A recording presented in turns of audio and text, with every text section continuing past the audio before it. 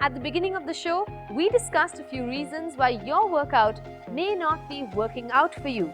But there is one more critical thing that can make the difference between a good workout and a great workout, and that is the pace at which you approach exercise.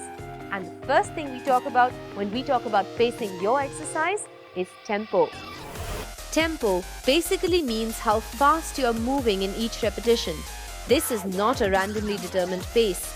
The recommended tempo for most strength training exercises is that the eccentric motion, or bringing the muscle back to its normal resting position, must be twice as slow as the contraction.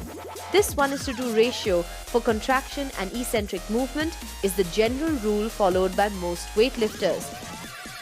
As a variation, some strength trainers even go for a 1:3 ratio, which makes the same exercise tougher. This is because 50% more muscle fibers recruited on the eccentric movement, and maintaining a slower pace there not only maximizes the benefits, it also prevents injury.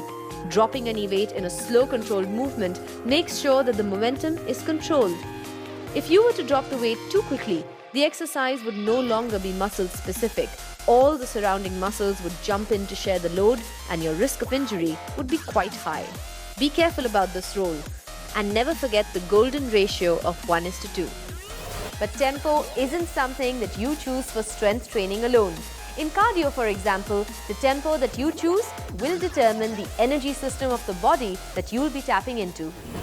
While doing cardio, the tempo that you choose depends completely on your goals and on the time that you wish to spend on the exercise. In case you have a full hour to give to your cardio workout and your goal is to increase your endurance, then choose a pace where you are slightly breathless but can maintain the same pace for a long time. For those who are training for long distance events, it's recommended to first increase the time for which they can sustain a certain pace and only then increase the speed. But if you're someone who doesn't have too much time on their hands and wants to do a quick cardio session which also targets fat burning, then try a workout which has quick intervals of a very high tempo.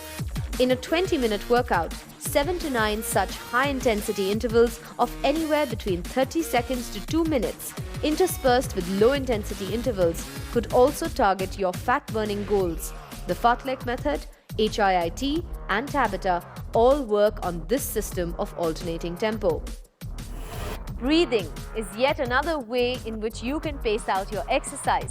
For endurance training, we recommend that you set a breathing rhythm for yourself that keeps pace with your activity. But it's in the strength training arena where breathing can help you remain safe and efficient.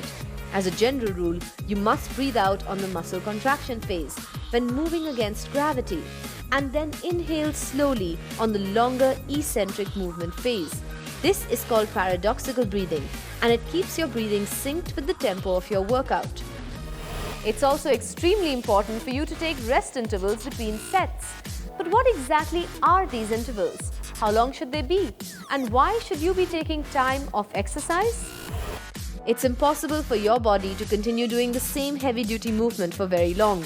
Giving it a rest interval gives the body a chance to recover and to replenish its spent stores of energy. But why do we suggest varying rest intervals for the same exercise? Again, it all comes down to you and your goals. For the strength trainers whose goal is to burn fat and build muscle endurance and tonality, we suggest choosing lighter weights that feel heavy after 15 to 20 repetitions. And in between sets, we suggest taking rest intervals of only 30 seconds.